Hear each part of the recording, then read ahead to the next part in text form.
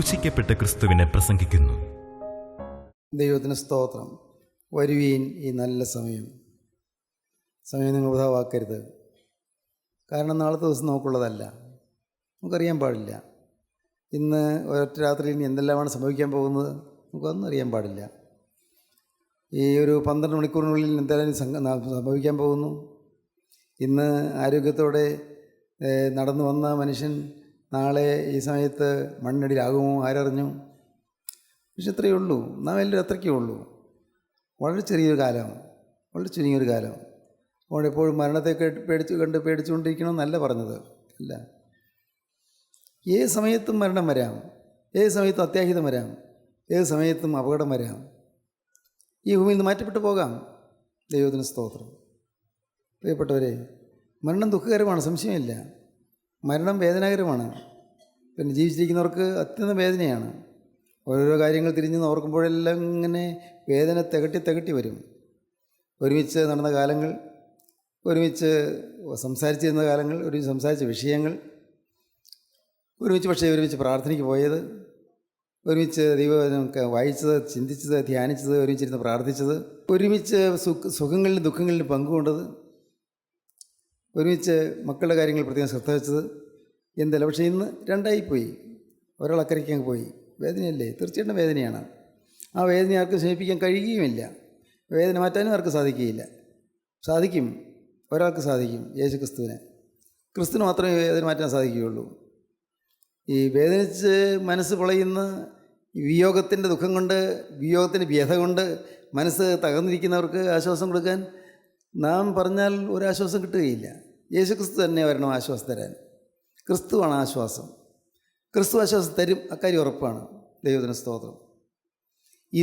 ഇപ്പോഴത്തെ സ്ഥിതിയിൽ നാം കർത്താവിൻ്റെ കയ്യിൽ നാം ഇന്ന് ഉപയോഗശൂന്യമായിരിക്കുകയാണ്. പാത്രം ചീത്തയായി പാത്രം. യെരമ്യാ പ്രവാചകന്റെ പുസ്തകം 18-ാം അധ്യായം ആദ്യത്തെ 4 വാക്യങ്ങൾ വായിക്കാം. യഹോവയിങ്കൽ നിന്ന് യിരെമ്യാവിനുണ്ടായ അരുളപ്പാടെന്തെന്നാൽ, നീ എഴുന്നേറ്റ് കുശവൻ്റെ വീട്ടിലേക്ക് ചെല്ലുക. അവിടെ വെച്ച് ഞാൻ നിന്നെ എൻ്റെ വചനങ്ങളെ കേൾപ്പിക്കും. അങ്ങനെ ഞാൻ കുശവൻ്റെ വീട്ടിൽ ചെന്നപ്പോൾ അവൻ ചക്രത്തിന്മേൽ വേല ചെയ്തുകൊണ്ടിരുന്നു. കുശവൻ കളിമണ്ണുണ്ടാക്കിയ പാത്രം അവൻ്റെ കയ്യിൽ ചീത്തയായി പോയി. കുശവൻ കളിമണ്ണുകൊണ്ടുണ്ടാക്കിയ പാത്രം അവൻ്റെ കയ്യിൽ വെച്ച് തന്നെ ചീത്തയായി പോയി. എന്നാൽ കുശവൻ അതിനെ തനിക്ക് തോന്നിയതുപോലെ മറ്റൊരു പാത്രമാക്കി തീർത്തു. കുശവൻ അത് എറിഞ്ഞു കളഞ്ഞില്ല. ചീത്തയായി പോയല്ലോ, പോട്ടെ, ഇനി വേണ്ട, വെച്ചില്ല. ഇത് ഉപയോഗമില്ലാതെ പോയല്ലോ, വേണ്ട, വെച്ചില്ല. എൻ്റെ പ്ലാൻ അനുസരിച്ച് വന്നില്ലല്ലോ, വേണ്ട, പോട്ടെ, എറിഞ്ഞു കളഞ്ഞില്ല. പക്ഷേ കുശവൻ എന്ത് ചെയ്തു? തനിക്ക് ബോധിച്ചതുപോലെ മറ്റൊരു പാത്രമാക്കി തീർത്തു. സ്തോത്രം. അതാണ് കൃപ, അതാണ് ദൈവത്തിൻ്റെ സ്നേഹം. യേശുക്രിസ്തുവിന് ബോധിച്ചതുപോലെ മറ്റൊരു പാത്രമാക്കി തന്നെ തീർക്കും. ഒരുപക്ഷേ നിന്നെക്കുറിച്ച് ഉദ്ദേശിച്ചതായ സ്വർഗീയ പരിപാടി നടന്നില്ല ഇതുവരെ, പക്ഷേ നിന്നെ ദൈവം ഉപയോഗിക്കും. നിന്നെ മറ്റൊരു പാത്രമാക്കി തീർക്കും. അനേകർക്ക് കരുണയും ദൈവസ്നേഹവും പകർന്നു കൊടുക്കുന്നൊരു പാത്രമാക്കി ദൈവം തന്നെ മാറ്റും. അനേകർക്ക് ആശ്വാസം പകരുന്നൊരു പാത്രമാക്കി ദൈവം തന്നെ മാറ്റും. നിൻ്റെ നാവിൽ കൂടി യേശുക്രിസ്തു സംസാരിച്ച് അനേകർക്ക് ആശ്വാസം ലഭിക്കും. നിൻ്റെ ആളത്വത്തിൽ യേശുക്രിസ്തു ഇറങ്ങി നിന്ന് പരിശുദ്ധാത്മാവിൻ്റെ അത്ഭുതകരമായ ആ സ്വാധീന ശക്തി കൊണ്ട് അനേകരെ ക്രിസ്തുവിലേക്ക് ആകർഷിക്കാൻ നിനക്ക് സാധിക്കും. കടന്നു ചെല്ലുമ്പോൾ നല്ലവനും വിശ്വസ്തനായ ദാസനെ എന്നുള്ള വിളി കേൾക്കാൻ നിനക്ക് സാധിക്കും. ഇന്നത്തെ സ്ഥിതിയിൽ പോയാൽ ദുഷ്ടദാസനെ എന്ന് പറഞ്ഞ് നമ്മെ ഭത്സിക്കുന്ന ഒരു ശബ്ദമാണ് കേൾക്കേണ്ടി വരിക.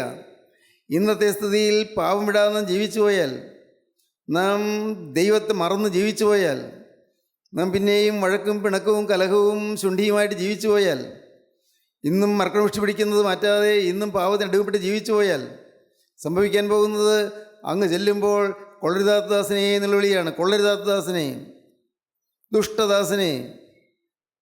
കൊള്ളരുതാത്ത ദാസനെന്ന് ദുഷ്ടദാസനെന്നാണ് വിളിക്കുന്നത്. മത്തായി 25-ാം അധ്യായത്തിൽ വായിക്കുമ്പോൾ കാണാം, ദുഷ്ടദാസനെ എന്ന് വിളിക്കുന്നു, കൊള്ളരുതാത്ത ദാസനെ എന്ന് വിളിക്കുന്നു. ഇവനെ കയ്യും കാലും കെട്ടി ഏറ്റവും പുറത്തുള്ള ഇടത്തിലേക്ക് തള്ളിക്കളയുമെന്നാണ് പറയുന്നത്. അവിടെ കരച്ചിലും പല്ലുകടിയും ഉണ്ടാകുമെന്നാണ് പറയുന്നത്. ഇവൻ്റെ കയ്യും കാലും കെട്ടി ഏറ്റവും പുറത്തുള്ള ഇടത്തിലേക്ക് തള്ളിക്കളയുവേൻ ദൈവത്തിൻ്റെ ദൂതന്മാരോട് ദൈവം കൽപ്പിക്കുകയാണ്. ഇവനെ കയ്യും കാലും കെട്ടി ഏറ്റവും പുറത്തുള്ള ഇരുട്ടിലേക്ക് തള്ളിക്കളയുവേൻ. ഏറ്റവും പുറത്തുള്ള ഇരുള്, ദ ഔട്ടർ ഡാർക്ക്നെസ്, ഏറ്റവും പുറത്തുള്ള ഇരുള്, ഭയാനകമായ കൂരിട്ടാകുന്ന ആ അന്ധകാര നിബിഡമായ നരകത്തിൻ്റെ ഭീകരതയിലേക്ക് തള്ളിക്കളയുമെന്നാണ് പറയുന്നത്. ദൈവത്തിന് സ്തോത്രം. പ്രിയപ്പെട്ടവരെ, ഇതൊന്നും വെറും വീൺവാക്കുകളല്ല, ഇതെല്ലാം സംഭവിക്കുന്ന കാര്യങ്ങളാണ്, സംഭവിക്കാൻ പോകുന്നേ ഉള്ളൂ. ദൈവത്തിന് സ്തോത്രം. ഇന്ന് നാം ഈ വചനം ഇങ്ങനെ തുടർന്ന് കേൾക്കുന്നതുകൊണ്ട് ഒരു വിലയില്ല വചനത്തിന്. എന്നും ഇതൊക്കെ തന്നെയല്ലേ കേൾക്കുന്നത്. ദൈവത്തിന് സ്തോത്രം.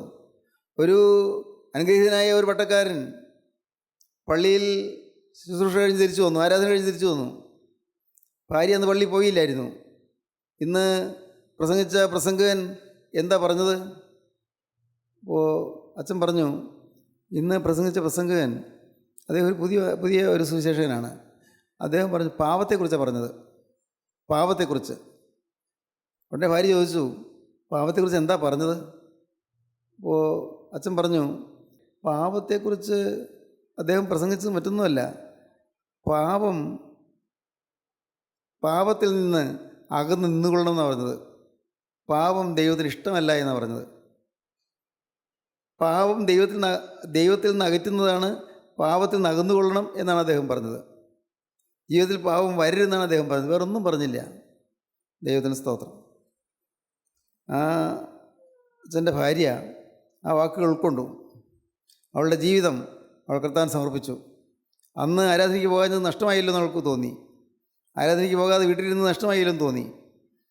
അവൾ തീരുമാനിച്ചു, പാപം ദൈവം വേദനിക്കുന്നതാണ്, പാപം എന്നെ ദൈവത്തിൽ നിന്ന് അകറ്റുന്നതാണ്, വേണ്ട, ഇനി എന്നിൽ നിന്നൊരു പാപവും വരികയില്ല. ആ കുടുംബം സ്വർഗമായി തീർന്നു. ആ പട്ടക്കാരൻ്റെ കുടുംബം സ്വർഗമായി തീർന്നു. ദൈവത്തിന് സ്തോത്രം. കുടുംബം അനുഗ്രഹമാണോ? പാപം മാറണം. ദൈവത്തിൻ്റെ കയ്യിൽ ചീത്തയായി പോയെങ്കിലും കർത്താവ് ചീത്തയാണെന്ന് പറഞ്ഞ് എറിഞ്ഞ് കളയുന്നില്ല, ശപിച്ച് കളയുന്നില്ല. എൻ്റെ സഹോദരങ്ങളെ, നിങ്ങൾ വിശ്വസിക്കൂ, നിങ്ങളെ എല്ലാവരെയും യേശു സ്നേഹിക്കുകയാണ്. ദൈവകൃപയാൽ എനിക്ക് നല്ല ഉറപ്പുള്ളതുകൊണ്ടാണ് ഞാനത് പറയുന്നത്. നിങ്ങളെ ആരെയും കർത്താവ് അന്യരായി കാണുന്നില്ല, എല്ലാവരെയും കർത്താവ് സ്നേഹിക്കുകയാണ്. അതുകൊണ്ടാണ് നിങ്ങൾ വന്നത്, വെറുതെ വരികയില്ല. അതുകൊണ്ടാണ് നിങ്ങൾക്കിവിടെ വരാൻ ഇടയായത്, വെറുതെ വരികയില്ല, വരാൻ തോന്നുകയില്ല. എല്ലാവരെയും ദൈവം സ്നേഹിക്കുകയാണ്. സ്നേഹമായതുകൊണ്ട് കർത്താവ് നിങ്ങളുടെ തെറ്റ് ചൂണ്ടിക്കാണിച്ചു തരുന്നു. നിങ്ങൾക്ക് വരുന്ന അപകടം കർത്താവ് ചൂണ്ടിക്കാണിച്ചു തരുന്നു. നിങ്ങൾക്ക് വരുന്ന തെറ്റുകൾ കർത്താവ് ചൂണ്ടിക്കാണിച്ചു തരുന്നു. എന്തുകൊണ്ട്? സ്നേഹമായതുകൊണ്ടാണ്. സ്നേഹമായതുകൊണ്ട് നിങ്ങൾ തിരുത്തി വരുമ്പോൾ കിട്ടുന്ന മഹാഭാഗ്യം ഓർത്ത ദൈവം നിങ്ങൾക്ക് അനുഗ്രഹം തരാൻ ആഗ്രഹിക്കുന്നതുകൊണ്ട് കർത്താവ് നിങ്ങൾക്ക് പറഞ്ഞു തരുന്നു. ദൈവത്തിൻ്റെ കൃപ. കൊശവൻ്റെ കയ്യിൽ പാത്രം ചീത്തയായിപ്പോയി. കളിമണ്ണുകൊണ്ടാണ് ഉണ്ടാക്കിയത്, കളിമണ്ണ്.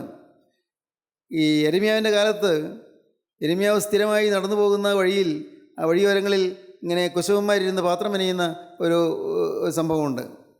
കുശവന്മാരിരുന്ന് പാത്രം മെനയുന്നു. യെരമ്യാവ് പലപ്പോഴും കാണാറുള്ള കാര്യമാണ്.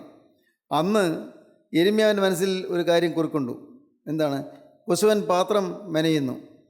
ആ പാത്രം ചീത്തയായി പോയെന്ന് കണ്ടാൽ, ഉദ്ദേശിച്ചതുപോലെ ആകുന്നില്ലെന്ന് കണ്ടാൽ, ആ കുശവൻ ആ പാത്രം അത് ഉടച്ചു കളയുന്നു. നശിപ്പിക്കുകയല്ല, ഉടച്ചു കളയുന്നു. ഉടച്ചിട്ട് അത് പൊടിക്കുന്നു. അത് പൊടിച്ച് നല്ല പൊടിയായി കഴിഞ്ഞിട്ട് അത് കുശവൻ അതിട്ട് കുഴയ്ക്കുന്നു. കുശവൻ കുഴയ്ക്കുമ്പോൾ പാവം അവൻ്റെ കഷ്ടപ്പാട് കൊണ്ട് അവൻ്റെ ശരീരത്തിലുള്ള വിയർപ്പ് അതിൽ കലരുന്നു, അവൻ്റെ കയ്യിലെ വിയർപ്പ് അതിൽ കലരുന്നു. മാത്രമല്ല, അവൻ നഷ്ടപ്പെട്ടു പോയല്ലോ എന്നുള്ള ദുഃഖം കൊണ്ട് അവൻ അധ്വാനിക്കുന്നതുകൊണ്ട് അവൻ്റെ കണ്ണിൽ നിന്ന് കണ്ണുനീര് വരികയും ചെയ്യുന്നു. കണ്ണുനീരും വിയർപ്പും എല്ലാം ഇഴുകിച്ചേർന്ന് ഈ പാത്രം അത് കുഴച്ച്, മണ്ണ് വീണ്ടും കുഴച്ച് കുശവൻ അത് പണിയാൻ തുടങ്ങുന്നു. ഇതുമാത്രമല്ല, കുശവൻ ആ മണ്ണ് കുഴയ്ക്കുമ്പോൾ കാലുകൊണ്ട് ചവിട്ടി കുഴയ്ക്കുന്നു. കാലുകൊണ്ട് ചവിട്ടി കുഴയ്ക്കുമ്പോൾ കാലിൽ ചെറിയ ചെറിയ തരികൾ ഒന്ന് കൊള്ളുന്നു. കുശവൻ വേദനിക്കുന്നു. ചിലയിടത്ത് കുശവന് മുറിവേൽക്കുന്നു. അപ്പോൾ മുറിയിൽ നിന്ന് വരുന്ന രക്തവും കൂടിയാണ് ഇത് കുഴയ്ക്കുന്നത്. ഇതെല്ലാം കൂടി യെരമ്യാവ് ഇത് കണ്ടിട്ടുണ്ട്. യെരമ്യാവിൻ്റെ മനസ്സിലായ ആ ഒരു പിക്ചർ, ആ ഒരു ചിത്രമുണ്ട്. കുശവൻ അത് എറിഞ്ഞ് കളയാതെ, നഷ്ടപ്പെടുത്തി കളയാതെ വീണ്ടും ഇടിച്ച് പൊടിക്കുന്നു, പൊടിച്ച് തകർക്കുന്നു. തകർത്തിട്ട് അതിനെ കുശവൻ തൻ്റെ കൈകൊണ്ട് കുഴയ്ക്കുന്നു, കാലുകൊണ്ട് ചവിട്ടി കുഴയ്ക്കുന്നു. കുശവൻ അങ്ങനെ വിയർപ്പ് ഒഴുക്കുന്നു. കഷ്ടപ്പെട്ട് അധ്വാനിച്ച് ആ പാത്രം പിന്നെയും പുതിയ ഒരു രൂപത്തിൽ, പുതിയൊരു ആകൃതിയിൽ അത് മെനഞ്ഞെടുക്കുന്നു. ഇതിനു മുമ്പ് ഉദ്ദേശിച്ച ആകൃതിയിലല്ല, വേറൊരു പുതിയ ആകൃതിയിൽ മനോഹരമായ പാത്രമായി തീരുന്നു. ദൈവത്തിന് സ്തോത്രം. ഈ മണ്ണ് എവിടെ നിന്ന് എടുത്തതാണ്? ഇത് അനേകം ജീവികൾ, കന്നുകാലികളാകാം, അനേകം ജീവികൾ മേഞ്ഞു കിടന്ന സ്ഥലത്ത് നിന്ന് അവിടെ നിന്ന് കോരി എടുത്തതാണ് ഈ മണ്ണ്. ഈ മണ്ണ് ഇപ്പോൾ പാത്രമായി തീരുന്നുണ്ട്. പക്ഷേ അത് പണ്ട് എവിടെയായിരുന്നു? അത് വെറും തറ പോലെ നിലത്ത് കിടക്കുകയായിരുന്നു. അത് ശൂന്യതയിൽ കിടക്കുകയായിരുന്നു, ഒന്നുമില്ലായ്മ കിടക്കുകയായിരുന്നു, ഒരു പ്രയോജനമില്ലാതെ കിടക്കുകയായിരുന്നു. ആ മണ്ണ് കുശവൻ അവിടെ കിളച്ച് അടിയിൽ നിന്ന് മണ്ണെടുത്ത് അധ്വാനിച്ച് കഷ്ടപ്പെട്ട് മണ്ണ് എടുത്തുകൊണ്ട് വന്ന് കളിമണ്ണ് എടുത്തുകൊണ്ട് വന്ന് കുശവൻ തൻ്റെ വീട്ടിൽ കൊണ്ടുവന്ന് അവൻ്റെ ചക്രത്തിൽ വെച്ച് അവനത് പണിയുകയാണ്. ദൈവത്തിന് സ്തോത്രം.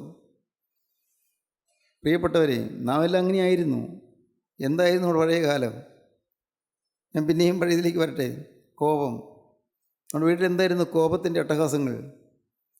ചെറുപ്പക്കാർ കോപിച്ച് പറഞ്ഞ് അപ്പനോടോ അമ്മയോടോ ധിക്കാരം പറയുന്നതായ കാലങ്ങൾക്ക് ഓർമ്മയില്ലേ? എത്രയോ ചെറുപ്പക്കാർ അപ്പനെയും അമ്മയെയും നിരസിക്കുന്നവരില്ലേ? അപ്പനെയും അമ്മയും വേദനിപ്പിക്കുന്നവരില്ലേ? ഇല്ലേ? ഓർത്ത് നോക്കൂ. ഒരുപക്ഷെ അപ്പനെ തല്ലിയവരില്ലേ? പറയാൻ പേടിയാവുന്നു. അമ്മയെ തല്ലിയവരില്ലേ? ദൈവമേ, ഞാൻ ഭയത്തോടെ ഓർക്കുകയാണ്. സദൃശവാക്യങ്ങൾ 30:11, 30:11, 30:17. അപ്പനെ ശപിക്കുകയും അമ്മയെ അനുഗ്രഹിക്കാതിരിക്കുകയും ചെയ്യുന്ന ഒരു തലമുറ. അപ്പനെ ശപിക്കുകയും അമ്മയെ അനുഗ്രഹിക്കാതിരിക്കുകയും ചെയ്യുന്ന ഒരു തലമുറ. അപ്പനെ പരിഹസിക്കുകയും അമ്മയെ അനുസരിക്കാതിരിക്കുകയും ചെയ്യുന്ന കണ്ണിനെ തോട്ടരികത്തെ കാക്ക കൊത്തിപ്പറിക്കുകയും കഴുകിൻ കുഞ്ഞുങ്ങൾ തിന്നുകയും ചെയ്യും. അപ്പനെ ശപിക്കുകയും അമ്മയെ അനുഗ്രഹിക്കാതിരിക്കുകയും ചെയ്യുന്ന ഒരു തലമുറ. തങ്ങൾക്ക് തന്നെ നിർമ്മലരായി തോന്നുന്നവരും അശുദ്ധി കഴുകിക്കളയാത്തവരുമായ ഒരു തലമുറ. അയ്യോ, ഈ തലമുറയുടെ കണ്ണുകൾ എത്ര ഉയർന്നിരിക്കുന്നു, അവരുടെ കണ്ണിമകൾ എത്ര പൊങ്ങിയിരിക്കുന്നു. അഹങ്കാരികളാണ്. അപ്പനെ ശപിക്കുന്നു, അപ്പനെപ്പരാകുന്നു. അപ്പനെ അപ്പ എന്ന് വാത്സല്യത്തോടെ വിളിക്കാൻ തോന്നുന്നില്ല. അപ്പനെ മധുരമായി ആ വാർദ്ധക്യത്തിൽ അപ്പനെ തലോടാനോ അപ്പൻ്റെ കാര്യം നോക്കാനോ തോന്നുന്നില്ല. അപ്പനൊരു ശാപമായി, അപ്പനൊരു അധികപ്പറ്റായും തീർന്നിരിക്കുകയാണ്. അതുപോലെ അമ്മയും. അമ്മ ഒരു കാലത്ത് ആ വീട് അടക്കി ഭരിച്ചിരുന്ന അമ്മ ഇന്നൊരു അധികപ്പറ്റായി തീർന്നിരിക്കുന്നു. അമ്മയെ മക്കൾ മാനിക്കുന്നില്ല, ആദരിക്കുന്നില്ല, സ്നേഹിക്കുന്നില്ല. ഇതൊരു ശല്യമാണല്ലോ എന്നാണ് ചിന്തിക്കുന്നത്. ശല്യമാണല്ലോ. പ്രിയപ്പെട്ടവരെ, അങ്ങനെ ചിന്തിക്കുന്ന എത്രയോ ആളുകളുണ്ട്. എല്ലാം ശാപകരമാണ്, അതെല്ലാം ദോഷമാണ്. അപ്പനെ ശപിക്കുകയും അമ്മയെ അനുഗ്രഹിക്കാതിരിക്കുകയും ചെയ്യുന്ന ഒരു തലമുറ. തങ്ങൾക്ക് തന്നെ നിർമ്മലരായി തോന്നുന്നവരും അശുദ്ധി കഴുകിക്കളയാത്തവരുമായ ഒരു തലമുറ. അശുദ്ധി കഴുകിക്കളഞ്ഞിട്ടില്ല. ഞാൻ നിർമ്മലനാണ്, ഞാൻ പള്ളിയിൽ പോകുന്നുണ്ട്, ഞാൻ നമസ്കാരം ചൊല്ലുന്നുണ്ട്, ഞാൻ നോമ്പ് നോക്കുന്നുണ്ട്, ഞാൻ പ്രാർത്ഥിക്കുന്നുണ്ട്, എനിക്കെന്നാ കുഴപ്പം എന്ന് ചിന്തിക്കുന്ന ഒരു തലമുറ. അവരുടെ അയ്യോ, ഈ തലമുറയുടെ കണ്ണുകൾ എത്ര ഉയർന്നിരിക്കുന്നു, അവരുടെ കണ്ണിമകൾ എത്ര പൊങ്ങിയിരിക്കുന്നു. അഹങ്കാരികളാണ്, കണ്ണ് പൊങ്ങിയിരിക്കുന്നു. എന്നെ ചോദ്യം ചെയ്യാൻ ആരുണ്ട് എന്ന് പറഞ്ഞിട്ടില്ല, അവർ അഹങ്കാരത്തോടെ നിൽക്കുന്നു. അഹങ്കരിക്കുന്നവരായ ചെറുപ്പക്കാർ. ദൈവത്തിന് സ്തോത്രം. അത് പിന്നെയും പറയുന്നു, 17-ാമത്തെ വാക്യം. അപ്പനെ പരിഹസിക്കുകയും അമ്മയെ അനുസരിക്കാതിരിക്കുകയും ചെയ്യുന്ന കണ്ണിനെ തോട്ടരികത്തെ കാക്ക കൊത്തിപ്പറിക്കുകയും കഴുകിൻ കുഞ്ഞുങ്ങൾ തിന്നുകയും ചെയ്യും. തോട്ടരികത്തെ കാക്ക കൊത്തിപ്പറിക്കുകയും കഴുകിൻ കുഞ്ഞുങ്ങൾ തിന്നുകയും ചെയ്യും. ദുഷ്ടാത്മാക്കൾ നശിപ്പിക്കും. അപ്പനെ പരിഹസിക്കുന്നു, അമ്മയെ അനുസരിക്കുന്നില്ല. അങ്ങനെ ചെയ്യുന്നവരെ തോട്ടരികത്തെ കാക്ക കൊത്തിപ്പറിക്കും. ദുരാത്മാക്കൾ, ഭൂതാത്മാക്കൾ, പൈശാചികാത്മാക്കൾ, ദുർഭൂതങ്ങൾ ആ മനുഷ്യനെ പിടികൂടി നശിപ്പിക്കും. മാതാപിതാക്കളെ ആദരിച്ചു കൊള്ളണം, മാതാപിതാക്കളെ ബഹുമാനിച്ചു കൊള്ളണം, മാതാപിതാക്കളെ ഏറ്റവും കാര്യമായി നോക്കിക്കൊള്ളണം. നിങ്ങൾക്ക് ഹിതകരമില്ലാത്ത രീതിയിൽ ഒരുപക്ഷെ അവരുടെ അറിവുകേട് കൊണ്ടോ അതല്ലെങ്കിൽ അവരുടെ വിവേകക്കുറവ് കൊണ്ടോ എന്തെങ്കിലും പറയുകയോ ചെയ്യുകയോ ചെയ്താലും നിങ്ങൾ ക്ഷമിക്കണം. ചെറുപ്പക്കാർ ക്ഷമിക്കണം, മക്കൾ ക്ഷമിക്കണം, മരുമോൾ ക്ഷമിക്കണം. അമ്മായിയും ഒരുപക്ഷെ ഒരു വിവരക്കേട് കൊണ്ട് നിങ്ങൾ പറഞ്ഞു തന്നിരിക്കട്ടെ. മരുമോള് ക്ഷമിക്കണം, സഹിക്കണം. അങ്ങനെ കുടുംബം ഐശ്വര്യമായി പോകണം. എന്താണ് പറഞ്ഞത്? അപ്പനെ പരിഹസിക്കുകയും അമ്മയെ അനുസരിക്കാതിരിക്കുകയും ചെയ്യുന്ന ഒരു കണ്ണിനെ തോട്ടരികത്തെ കാക്ക കൊത്തിപ്പറിക്കുകയും കഴിയും കുഞ്ഞുങ്ങൾ തിന്നുകയും ചെയ്യും. ദൈവത്തിന് സ്തോത്രം. ഇന്ന് അനേകം കുടുംബങ്ങൾ തകർന്നു കിടക്കുന്ന ഇങ്ങനെയെല്ലാമുള്ള കാര്യങ്ങളിലാണ്. പ്രാർത്ഥനയില്ലേ? ഉണ്ടല്ലോ. സൺഡേ സ്കൂൾ പിള്ളേർ വിടുന്നില്ലേ? ഉണ്ടല്ലോ. യൂത്ത് ലീഗില്ലേ? യുവജന പ്രസ്ഥാനമില്ലേ? അതിലും വിടുന്നുണ്ടല്ലോ. എല്ലാ യോഗങ്ങളുമുണ്ട്, എല്ലാ പ്രാർത്ഥനകളുമുണ്ട്, എല്ലാ നമസ്കാരങ്ങളുമുണ്ട്, എല്ലാം ഉണ്ട്. ചട്ടംകെട്ടുകളെല്ലാം ഉണ്ട്. പള്ളി പെരുന്നാളില്ലേ? ഉണ്ടല്ലോ. എല്ലാം ഉണ്ട്. നല്ല മനോഹരമായ റാസകളില്ലേ? ഉണ്ട്. റാസയുടെ മുമ്പിൽ അവിടെ ബാൻഡ് ഊതിക്കൊണ്ട് പോകുന്ന സംഗീത വിദ്വാൻമാരില്ലേ? അതുമുണ്ട്. പ്രിയപ്പെട്ടവർ, എന്തിനാ കുറവ്? പക്ഷേ സ്വന്തം വീട്ടിൽ നാശമാണ്, സ്വന്തം വീട്ടിൽ നരകമാണ്. വീട്ടിൽ പരസ്പരം ഇണക്കമില്ല, കുടുംബം മുടിഞ്ഞു കിടക്കുന്നു. എന്തിനാണ് ഞാൻ ഇതെല്ലാം ഇങ്ങനെ പറയുന്നത്? ആവർത്തിച്ച് പറയുന്നത് എന്തിനാണ്? പ്രിയപ്പെട്ടവരെ, അനേകം കുടുംബങ്ങളുടെ സ്ഥിതി അറിയുന്നതുകൊണ്ടാണ് പറയുന്നത്. ദൈവത്തിന് സ്തോത്രം. കുടുംബം സ്വർഗമാക്കിയെടുക്കണം. എൻ്റെ സഹോദരങ്ങളെ, ഇന്ന് ചീത്തയായി പോയെങ്കിലും ഈ പാത്രത്തെ നന്നാക്കാൻ കർത്താവിന് കഴിയും. അടുത്ത വാക്യം എന്താ പറയുന്നത്? 18-ാം അധ്യായം 5-ാം വാക്യം. അപ്പോൾ യഹോവയുടെ അരുളപ്പാട് എനിക്കുണ്ടായതെന്തെന്നാൽ, ഇസ്രായേൽ ഗൃഹമേ, ഈ കുശവൻ ചെയ്തതുപോലെ എനിക്ക് നിങ്ങളോട് ചെയ്യുവാൻ കഴിയുകയില്ലയോ എന്ന് യഹോവയുടെ അരുളപ്പാട്. ഈ കൊശവൻ ചെയ്തതുപോലെ എനിക്ക് നിന്നോട് ചെയ്യുവാൻ കഴിയുകയില്ലയോ എന്ന് യഹോവയുടെ അരുളപ്പാട്. ഇസ്രായേൽ ഗൃഹമേ, കളിമണ്ണ് കുശവന്റെ കയ്യിൽ ഇരിക്കുന്നത് പോലെ നിങ്ങൾ എൻ്റെ കയ്യിലിരിക്കുന്നു. കളിമണ്ണ് കുശവൻ്റെ കയ്യിലിരിക്കുന്നത് പോലെ നിങ്ങൾ എൻ്റെ കയ്യിലിരിക്കുന്നു. കർത്താവ് പറയുകയാണ്, കളിമണ്ണ് കുശവൻ്റെ കയ്യിലിരിക്കുന്നത് പോലെ നിങ്ങൾ എൻ്റെ കയ്യിലിരിക്കുന്നു. ഞാനൊരു ജാതിയെക്കുറിച്ചോ ഒരു രാജ്യത്തെക്കുറിച്ചോ അതിനെ പറിച്ച് ഇടിച്ച് നശിപ്പിച്ചു കളയും എന്ന് അരുളി ചെയ്തിട്ട്, ഞാൻ അങ്ങനെ അരുളി ചെയ്ത ജാതി തൻ്റെ ദുഷ്ടത വിട്ട് തിരിയുന്നുവെങ്കിൽ അതിനോട് ചെയ്യുവാൻ നിരൂപിച്ച ദോഷത്തെക്കുറിച്ച് ഞാൻ അനുതപിക്കും. ദൈവത്തിന് സ്തോത്രം. ഇന്ന് നിങ്ങൾക്ക് നാശം വരും, അപകടം വരുമെന്ന് ഞാൻ പറഞ്ഞിട്ട് അവർ മനം തിരികുകയാണെങ്കിൽ അവരുടെ അപകടം ഞാൻ മാറ്റിക്കൊടുക്കും. അവർക്ക് വരാൻ പോകും നാശം ഞാൻ മാറ്റി കൊടുക്കും. അവർക്ക് ശിക്ഷാവിധി വരുമെന്ന് പറഞ്ഞിട്ട് അവർ മനം തിരിയുന്നുവെങ്കിൽ അവരുടെ ശിക്ഷാവിധി ഞാൻ മാറ്റിക്കളയും. അവർ അനുദപിക്കുമ്പോൾ അവരുടെ ശിക്ഷ അവരിൽ നിന്ന് മാറ്റിക്കളയും. ദൈവത്തിന് സ്തോത്രം. ഈ 18 അധ്യായം പിന്നീട് നിങ്ങൾ വായിച്ചു നോക്കിയാൽ മതി. പ്രിയപ്പെട്ടവരെ, ഞാൻ പറഞ്ഞത്, ഇന്ന് നിങ്ങളുടെ ജീവിതത്തിൽ വ്യക്തമായ ഒരു പ്രതിഷ്ഠ വരണം. എൻ്റെ കർത്താവേ, നിൻ്റെ ആർദ്ര സ്നേഹം, ഗോകുൽത്തായിൽ രക്തം ചിന്തിയ സ്നേഹം, കാൽവറി ക്രൂശിന്മേൽ രക്തം ചിന്തിയ സ്നേഹം, എൻ്റെ കർത്താവേ, ആ തിരുരക്തം എൻ്റെ സകലഭാവവും കഴുകാൻ മതിയായതാണ്. ആ തിരുരക്തം എന്നിൽ പരട്ടി എന്നിൽ ചേർത്ത് എന്നെ നീ മെനയുമ്പോൾ കർത്താവേ, നീ ആഗ്രഹിക്കുന്ന പോലെ ഒരു മാനപാത്രമായി ഞാൻ തീരും. ഇന്ന് ഞാനൊരു നിന്നാപാത്രമാണ്. ആരുടെ മുമ്പിൽ ഞാനൊരു നിന്നാപാത്രമാണ്. ആർക്കും എന്നൊരു വിലയുമില്ല. എനിക്കുള്ള സമ്പത്ത് കൊണ്ട് ആരുടെയും വില കിട്ടാൻ പോകുന്നില്ല. എനിക്കുള്ള ആരോഗ്യം കൊണ്ട് ആരുടെയും വില കിട്ടാൻ പോകുന്നില്ല. എനിക്കുള്ള ബുദ്ധികൗശലം കൊണ്ട് ആരുടെയും വില കിട്ടാൻ പോകുന്നില്ല. ആരും എന്നെ വില നിൽക്കില്ല. എന്തെല്ലാം എനിക്കുണ്ട്, ഉന്നത ഡിഗ്രി ഉണ്ട്, അതിനും ആർക്കും വിലയില്ല. അതൊന്നും ആരും നോക്കുകയില്ല. എന്നാൽ കർത്താവേ, ഞാൻ ഇന്നൊരു നിന്നാപാത്രമാണ്. എല്ലാവരുടെയും മുമ്പിൽ ഞാൻ നിന്നാപാത്രമാണ്, ആക്ഷേപപാത്രമാണ്. എല്ലാവരും എന്നെ പരിഹസിക്കുന്നു, എന്നെ ആക്ഷേപിക്കുന്നു, എന്നെക്കുറിച്ച് ഇല്ലാത്തതെല്ലാം പറയുന്നു. കർത്താവേ, ഇന്ന് ഞാൻ എല്ലാവരുടെയും നിന്നാപാത്രമാണ്. എന്നാൽ ഈ നിന്നാപാത്രം അത് ഒട്ടും മാറ്റം വരുത്താതെ ഉടച്ച് പൊടിച്ച് തകർത്ത് അതിനെ വീണ്ടും കുഴച്ച് ഒരു മാനപാത്രമാക്കാൻ കർത്താവ് ആഗ്രഹിക്കുന്നു. മാനപാത്രം. ദൈവത്തിന് സ്തോത്രം. മാനപാത്രം. സ്വർഗത്തിലെ ദൈവത്തിന് അഭിമാനമുള്ളൊരു പാത്രമാക്കാൻ കർത്താവ് ആഗ്രഹിക്കുന്നു. സ്നേഹിതരെ, നിങ്ങൾക്ക് മനസ്സിലായോ? നിങ്ങൾ ഓരോരുത്തരെയും അഭിമാനഭാജനങ്ങളായി കർത്താവ് കാണുന്നു. സ്വർഗത്തിലെ ദൈവം പ്രവർത്തിച്ചതിൻ്റെ ഫലമായി ഇന്ന മോൻ അനുസരിച്ച് മാനസാന്തരപ്പെട്ടു, ഇന്ന മോള് അനുസരിച്ച് മാനസാന്തരപ്പെട്ടു എന്ന് പറയുവാൻ തക്കണം. നിങ്ങളെക്കുറിച്ച് പറയുവാൻ തക്കണം. നിങ്ങളുടെ ജീവിതം ശോഭനമാക്കാൻ നിങ്ങൾക്ക് താല്പര്യമുണ്ടോ? എങ്കിൽ കർത്താവ് ഇപ്പോൾ നിങ്ങൾ തൊടും. ദൈവത്തിന് സ്തോത്രം. നിങ്ങൾ വിശ്വസിക്കുക പ്രിയപ്പെട്ടവരെ. മാനപാത്രമായി തീർന്നു. നിന്നാപാത്രം മാനപാത്രമായി തീർന്നു. കോപപാത്രം രക്ഷാപാത്രമായി തീർന്നു. കോപപാത്രം റോമർ ലേഖനം 9-ാം അധ്യായത്തിൽ കാണാം. കോപപാത്രങ്ങളായിരുന്ന കോപപാത്രങ്ങൾ അത് രക്ഷാപാത്രമായി തീർന്നു. സങ്കീർത്തനം 116 കാണാം. രക്ഷാപാത്രം, രക്ഷയുടെ പാനപാത്രം. പ്രിയപ്പെട്ടവരെ, കോപപാത്രം. ദൈവത്തിൻ്റെ കോപം മാത്രം പകരേണ്ട പാത്രമായിരുന്നു നാം ഓരോരുത്തരും. ദൈവത്തിൻ്റെ കോപം മാത്രം പകരേണ്ട പാത്രം. എന്നാൽ ആ കോപം പകരേണ്ട പാത്രങ്ങൾ കർത്താവ് രക്ഷയുടെ പാനപാത്രമാക്കി മാറ്റി. രക്ഷ വിതരണം ചെയ്യുന്ന പാത്രമാക്കി മാറ്റി. ദൈവകോപം പകരേണ്ട പാത്രം ഇന്ന് രക്ഷ പകരുന്ന പാത്രമാക്കി മാറ്റി. സ്തോത്രം. ദൈവകോപം പകരേണ്ടതായിരുന്നെങ്കിൽ, എന്നാൽ അത് കോപപാത്രമായിരുന്നു. ദൈവ കോപം പകരുന്ന പാത്രമായിരുന്നു. പക്ഷേ ആ പാത്രം കർത്താവിനെ എടുത്ത് കർത്താവ് മാറ്റി അത് ഒരു ശോഭനമായ രക്ഷാപാത്രമാക്കി തീർത്തു. കരുണാപാത്രങ്ങളായ നമ്മിൽ തൻ്റെ തേജസ്സിൻ്റെ ധനം വെളിപ്പെടുത്തുവാനും ഇച്ഛിച്ചിട്ട് നാശയോഗ്യമായ കോപപാത്രങ്ങളെ വളരെ ദീർഘക്ഷമയോടെ സഹിച്ചു. നാശത്തിന് യോഗ്യമായിരുന്ന കോപപാത്രമായിരുന്നു, പക്ഷേ കർത്താവ് ദീർഘക്ഷമയോടെ സഹിച്ച് കർത്താവ് ഇതാ നമുക്ക് അവസരം നീട്ടിത്തരികയാണ്. ദീർഘക്ഷമയോടെ സഹിക്കുന്നു. സ്തോത്രം. എന്തൊരു ഭാഗ്യമാണ് പ്രിയപ്പെട്ടവർ. ദീർഘക്ഷമയോടെ കർത്താവ് നമ്മെ സഹിക്കുന്നു. കർത്താവ് നമ്മെ സ്വീകരിക്കുന്നു. കർത്താവ് നമ്മെ ചേർത്തണയ്ക്കുന്നു. കർത്താവ് ഒരു മാനപാത്രമാക്കി മാറ്റുന്നു, കരുണാപാത്രമാക്കി മാറ്റുന്നു, രക്ഷാപാത്രമാക്കി മാറ്റുന്നു. 116 സങ്കീർത്തനത്തിൽ യഹോവ എനിക്ക് ചെയ്ത സകല ഉപകാരങ്ങൾക്ക് ഞാൻ അവന് എന്ത് പകരം കൊടുക്കും? ഞാൻ രക്ഷയുടെ പാനപാത്രമെടുത്ത് യഹോവയുടെ നാമം വിളിച്ചപേക്ഷിക്കും. രക്ഷയുടെ പാനപാത്രമെടുത്ത് യഹോവയുടെ നാമം വിളിച്ചപേക്ഷിക്കും. രക്ഷയുടെ പാനപാത്രം 116 സങ്കീർത്തനം നാം വായിക്കുന്നു. യഹോവ എനിക്ക് ചെയ്ത സകല ഉപകാരങ്ങൾക്കും ഞാൻ അവന് എന്ത് പകരം കൊടുക്കും? ഞാൻ രക്ഷയുടെ പാനപാത്രമെടുത്ത് യഹോവയുടെ നാമം വിളിച്ചപേക്ഷിക്കും. ദൈവത്തിന് സ്തോത്രം. നിന്നാപാത്രമായിരുന്നു നാം. ആർക്കും നിന്ദിക്കാൻ പാകത്തിനുള്ള പാത്രമായിരുന്നു നാം. ദൈവത്തിൻ്റെ കോപപാത്രമായിരുന്നു. ദൈവത്തിൻ്റെ കോപം പകരേണ്ട പാത്രമായിരുന്നു. പക്ഷേ നമ്മെ എടുത്ത് കരുണാപാത്രമാക്കി തീർത്തു. നമ്മെ എടുത്ത് കൃപയുടെ പാത്രമാക്കി തീർത്തു. നമ്മെ എടുത്ത് പ്രയോജനമുള്ള പാത്രമാക്കി തീർത്തു. നമ്മെ എടുത്ത് ആദരപാത്രമാക്കി തീർത്തു. ദൈവത്തിൻ്റെ മാനത്തിൻ്റെ മാനപാത്രമാക്കി തീർത്തു. നമ്മെ എടുത്ത് രക്ഷാപാത്രമാക്കി തീർത്തു. ദൈവത്തിന് സ്തോത്രം.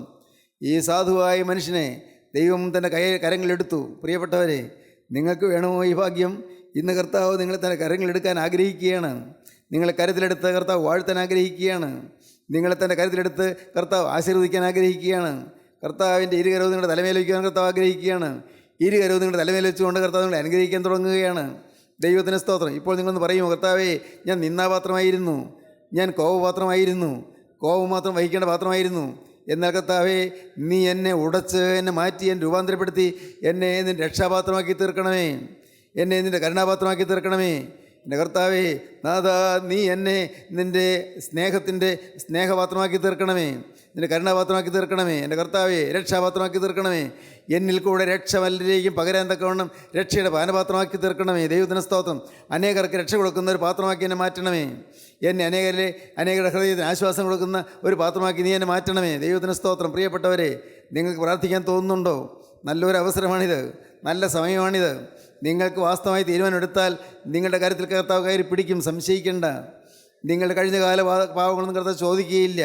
മുടിയുമുത്രം തിരിച്ചു വന്നപ്പോൾ അപ്പം ചോദിച്ചോ, മോനെ, നീ എങ്ങനെ ജീവിച്ചവനാണ്? നീ പന്നിയുടെ തവിടിൻ്റെ പിറകെ പോയവനല്ലേ? നീ വേണ്ടാതിന് ജീവിച്ചവനല്ലേ? ദുർനിർപ്പുകാരുടെ കൂടെ ജീവിച്ചവനല്ലേ? നീ എല്ലാം ചെലവഴിച്ച് നശിപ്പിച്ചവനല്ലേ? അപ്പം ചോദിച്ചില്ല. അപ്പൻ എന്ത് ചെയ്തു? അപ്പൻ കൈ നീട്ടി അവനെ വാരി പുണർന്നു, അവനെ ആലിംഗനം ചെയ്തു. അപ്പൻ അവൻ്റെ നെറുകയിൽ ഉമ്മ വെച്ചു, അവനെ കവിളിൽ ചുംബിച്ചു, അവനെ ചേർത്തണച്ചു.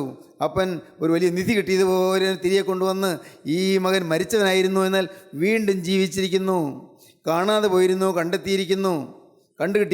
ദൈവത്തിന് സ്തോത്രം. ഈ എൻ്റെ മരിച്ചവനായിരുന്നു. ദൈവത്തിന് സ്തോത്രം. വേലക്കാട് പറയുകയാണ്, വേഗം മേൽത്തരമായി കൊണ്ടുവന്ന് ധരിപ്പിപ്പീൻ, ഇവൻ്റെ കൈക്ക് മോതിരവും കാലിന് ചെരുപ്പ് പിടിപ്പിപ്പീൻ. സ്തോത്രം. പ്രിയപ്പെട്ടവരെ, ഈ ഭാഗ്യം നമുക്ക് ഇന്ന് തരുമെന്നാണ് കർത്താവ് പറയുന്നത്. നിങ്ങളിന്ന് അനേകം ആയിരങ്ങൾ ഈ വാക്കുകളെ കേട്ടുകൊണ്ടിരിക്കുന്നുണ്ടല്ലോ. സഹോദരങ്ങളെ, ഞാൻ പറയട്ടെ, നിങ്ങൾ ഈ വാക്കുകളെ കേൾക്കുന്ന ഓരോന്നും നിങ്ങൾക്ക് വേണ്ടിയുള്ള ദൈവത്തിൻ്റെ സ്വർഗത്തിലെ തൂമൊഴികളാണ്. ദൈവത്തിന് സ്തോത്രം. നിങ്ങൾക്ക് വേണ്ടി കർത്താവ് തരുന്നതായ സ്വർഗീയ മുത്തുമണികളാണ്. പ്രിയപ്പെട്ടവരെ, ഇത് നിങ്ങളിന്ന് ഏറ്റെടുക്കുക, നിങ്ങൾ വാങ്ങുക. കർത്താവേ, ഇനി ഞാൻ പഴയ മനുഷ്യനല്ല. യേശുവേ, ഇനി ഞാൻ പഴയ പ്രകൃതിയല്ല, പഴയ സ്വഭാവമല്ല. മാറി കർത്താവേ. ഞാൻ നിന്നാപാത്രമായിരുന്നു, ഞാൻ നിൻ്റെ കോപം പകരേണ്ട പാത്രമായിരുന്നു. പക്ഷേ ഇന്ന് ഞാൻ കരുണാപാത്രമാണ്. ദൈവത്തിൻ്റെ കരുണ പകർന്നിരിക്കുന്നു. ഇന്ന് ഞാൻ സ്നേഹപാത്രമാണ് കർത്താവേ. ഇന്ന് ഞാൻ നിന്നാപാത്രമല്ല, ഞാൻ ഇന്ന് മാനപാത്രമാണ് കർത്താവേ. നിൻ്റെ മാനപാത്രമാക്കി നീ എന്നെ മാറ്റുന്നല്ലോ കർത്താവേ. നാഥാ, ഞാനിതാ എന്നെ മുഴുവനായി നിൻ്റെ കരങ്ങളിലേക്ക് തിരികുകയാണ്. ഏൽപ്പിച്ചു കൊടുക്കൂ, സംശയിക്കാതെ വിട്ടുകൊടുക്കൂ. യേശുവിനോട് പറയൂ, കർത്താവേ, ഇന്ന് ഞാൻ നിൻ്റെ വകയായി എന്നെ തന്നെ സമർപ്പിക്കുന്നു. ഇന്ന് ഞാൻ പുതിയ സൃഷ്ടിയായി എന്നെ തന്നെ സമർപ്പിക്കുന്നു. നാഥാ, ഇന്നു മുതൽ ഞാൻ പുതിയ മനുഷ്യനായി ജീവിക്കുമെന്ന് തീരുമാനിക്കുന്നു. യേശുവേ, നീ എനിക്ക് വേണ്ടി കുരിശിൽ മരിച്ചതിനാൽ ഇന്നു മുതൽ ഞാൻ നിനക്കായി ജീവിക്കും. ഹല്ലേലൂയ. ദൈവത്തിന് സ്തോത്രം. നിങ്ങൾക്ക് പറയാൻ തോന്നുന്നുണ്ടോ? എങ്കിൽ നിങ്ങളുടെ ഹൃദയത്തിൽ പറയാം, യേശുവേ, നീ എനിക്ക് വേണ്ടി മരിച്ചതിനാൽ ഇന്നു മുതൽ ഞാൻ നിനക്കായി ജീവിക്കുന്നു. അല്ല, ഹൃദയത്തിൽ പറയുകയല്ല, നാവെടുത്ത് പറയാൻ ആഗ്രഹമുണ്ടെങ്കിൽ ഞാൻ പറഞ്ഞു തരാം. നിങ്ങൾക്ക് പറയാം, യേശുവേ, യേശുവേ, എൻ്റെ യേശുവേ, എൻ്റെ യേശുവേ, രക്ഷകനായ യേശുവേ, എൻ്റെ രക്ഷകനായ യേശുവേ, ഞാൻ ഇന്നു മുതൽ പുതിയ സൃഷ്ടിയായി ജീവിക്കും. ഒരു പുതിയ സൃഷ്ടിയായി ജീവിക്കും. എനിക്ക് വേണ്ടി മരിച്ചതിനാൽ, നീ എനിക്ക് വേണ്ടി മരിച്ചതിനാൽ മുതൽ ഞാൻ ഇന്നു മുതൽ നിനക്കായി ജീവിക്കും. യേശുവേ, എൻ്റെ യേശുവേ, ഞാൻ ഉപേക്ഷിക്കുന്നു, ദുരാത്മാക്കളെ ഞാൻ ഉപേക്ഷിക്കുന്നു, ദുർഭൂതങ്ങളെ ഞാൻ ഉപേക്ഷിക്കുന്നു, ബാധകളും ബന്ധനങ്ങളെ ഞാൻ ഉപേക്ഷിക്കുന്നു, യേശുക്രിസ്തുവിനെ എൻ്റെ കർത്താവും രക്ഷിതാവുമായി സ്വീകരിക്കുന്നു. യേശുവിനെ സ്വീകരിക്കുന്നു. യേശുവേ, മനസ്സിലെയ്യണമേ, കരുത്തിൽ കയറി പിടിക്കണമേ. ഞങ്ങളുടെ വാഴ്ത്തപ്പെട്ട പിതാവേ, സ്വർഗീയ പിതാവേ, ഞങ്ങളുടെ വാഴ്ത്തപ്പെട്ട കർത്താവേ, അതിമനോഹരമായ സമയത്തിന് ഞങ്ങൾ നിന്നെ സ്തുതിക്കുക, ഞങ്ങൾ നിന്നെ സ്തോത്രം ചെയ്യുന്നു. കർത്താവേ, നിൻ്റെ ഈ മക്കളുടെ കൈകളിലൂടെ കയറി പിടിച്ചതിനായി നന്ദിയോടെ സ്തോത്രം. അപ്പോൾ ഈ മക്കളോട് അനുഗ്രഹിച്ചതിനായി നന്ദിയോടെ സ്തോത്രം. നിന്നാപാത്രങ്ങളെ മാനപാത്രങ്ങളാക്കി മാറ്റിയ കൃപയ്ക്കായി നന്ദിയോടെ സ്തോത്രം. കോപപാത്രങ്ങളെ കരുണാപാത്രങ്ങളാക്കി തീർത്ത് മനോഹരമായ കൃപയ്ക്കായി സ്തോത്രം. അപ്പോൾ ആ രക്ഷയുടെ പാനപാത്രം ഞങ്ങളുടെ കൈകളിലേക്ക് തന്നതിനായി സ്തോത്രം. ഈ രക്ഷയുടെ ദൂത് വഹിച്ചുകൊണ്ട് ഞങ്ങൾ ഓടട്ടെ കർത്താവേ. ഈ രക്ഷയുടെ സന്ദേശം വഹിച്ചുകൊണ്ട് ഞങ്ങൾ നാടാകെ ഓടി പടരട്ടെ കർത്താവേ. അവിടുന്ന് നാം മഹത്വപ്പെടുത്തണമേ, ഞങ്ങളെ തൃക്കൈയിൽ എടുക്കണമേ, ഈ ജനത്തെ അനുഗ്രഹിക്കണമേ, എല്ലാവരെയും അവിടുത്തെ രണ്ടാമത്തെ വരവിന് വേണ്ടി ഒരുക്കണമേ. യേശു ക്രിസ്തുവിൻ്റെ മഹത്വമേറിയ നാമത്തിൽ പ്രാർത്ഥിക്കുന്നു. കൃപയോടെ കേൾക്കണമേ. ആമീൻ.